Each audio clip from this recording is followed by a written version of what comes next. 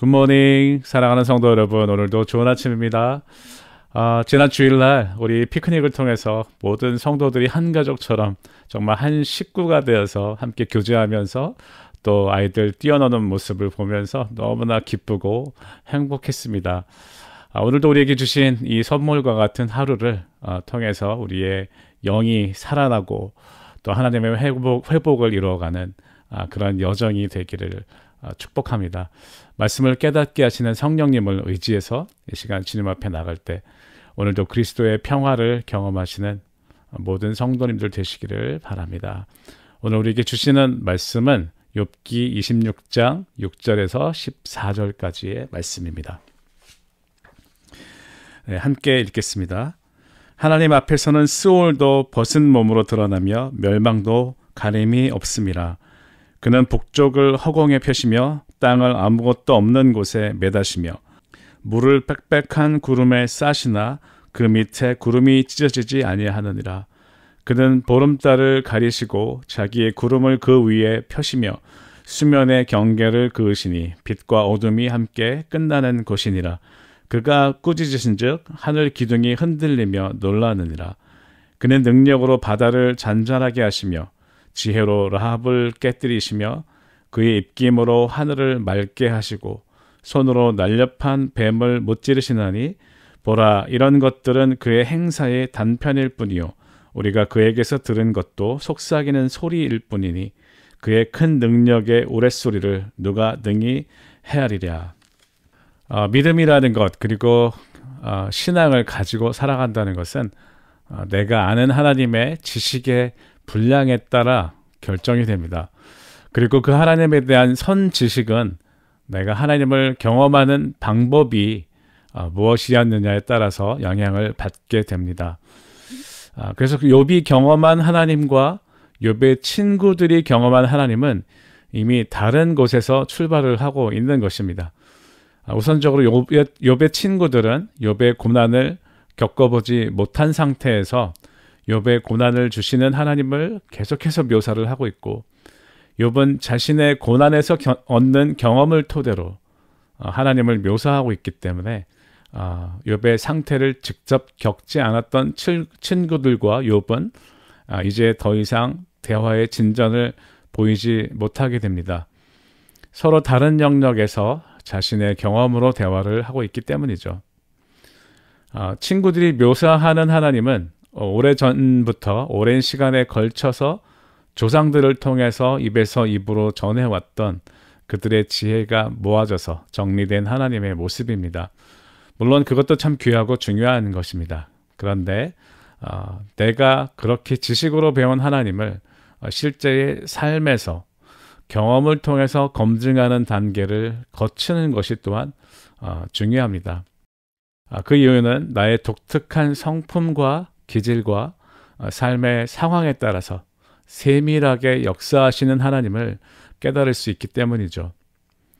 그래서 성경을 통해서 주시는 보편적인 하나님에 대한 지식들과 나의 삶의 상황에서 주시는 하나님에 대한 지식들이 함께 잘 통합되어서 우리는 하나님에 대한 신앙을 형성하게 되는 것입니다.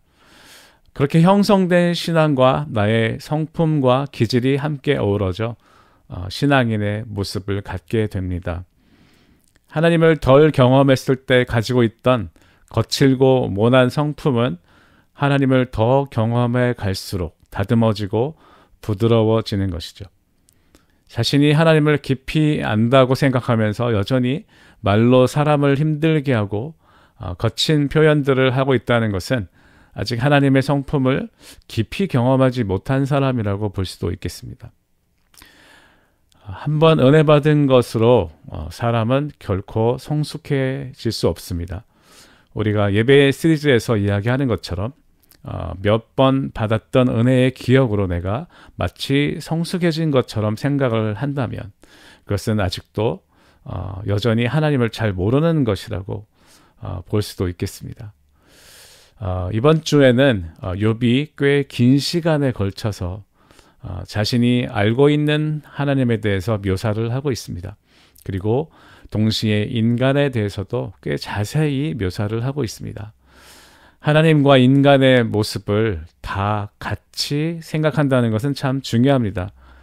많은 신앙인들이 하나님만을 깊이 생각하는 게 더 영적이라고 생각을 하고 있기 때문에 인간에 대해서는 너무 일반적이고 편협적인 주관적인 지식을 갖고 있는 경우가 많습니다. 그래서 생기는 결과는 늘 사람들과의 관계에 문제가 생기는 것이죠. 그리고는 반문합니다. 왜 하나님이 말씀하시는 대로 했는데 이런 결과가 생겼냐고 말이죠. 하나님은 우리를 창조하실 때에 로봇과 같이 하나님에 대한 정보를 완전히 알고 있는 존재로 만드신 것이 아니라 다른 사람들과의 관계를 통해서 또 자연과 상황과 현상과의 관계를 통해서 하나님을 더 알아갈 수 있도록 하셨습니다. 그래서 하나님을 알아가기 위해서는 다른 사람들도 잘 알아야 하는 것이죠. 하나님을 사랑하기 위해서는 다른 사람을 어떻게 사랑해야 하는지를 알아야 하는 것입니다. 그래서 요한일서 4장 20절에는 하나님을 사랑한다고 하면서 형제를 미워하는 사람은 거짓말장이라고 합니다. 눈에 보이는 형제를 사랑하지 못하는 사람이 보이지 않는 하나님을 사랑할 수 없다는 것이죠.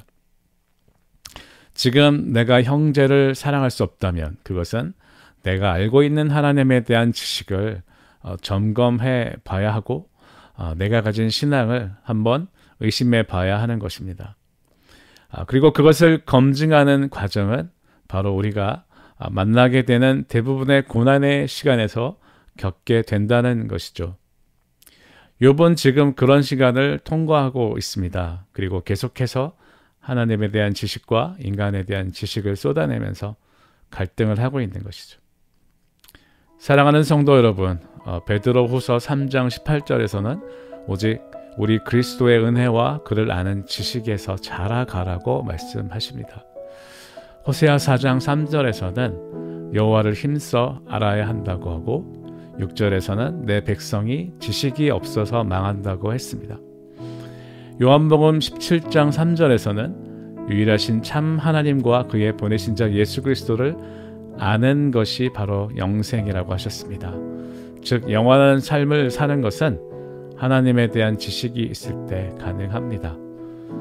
고난을 통해 주시는 하나님을 만날 때 우리는 그 고난을 통해 하나님을 알아갈 수 있음을 고백하면서 오늘도 내게 주시는 크고 작은 고난을 그저 참고 견디고 지나갈 때까지 지나가는 그런 신앙이 아니라 욥처럼 적극적으로 고난을 통해 하나님을 탐구하고 또 자신을 돌아보는 검증의 시간으로 삼으시는 저와 여러분이 되시기를 주님의 이름으로 축복합니다. 함께 공동 기도문을 읽으며 하나님께 올려드리겠습니다. 사랑하는 주님, 하나님을 아는 지식에서 자라가기를 원합니다. 내가 경험한 선 지식에서 멈추지 않고 말씀과 교제와 예배를 통해 더욱더 하나님을 배우기를 원합니다.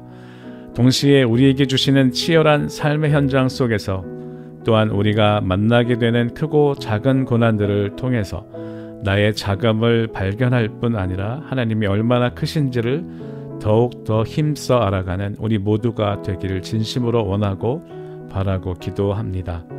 오늘도 주님의 음성에 귀를 기울이며 주님과 교제할 때 온전한 회복을 이루기 위해서 우리가 무엇을 깨달아야 할지 어떻게 행동으로 옮겨야 할지 가르쳐 주시옵소서.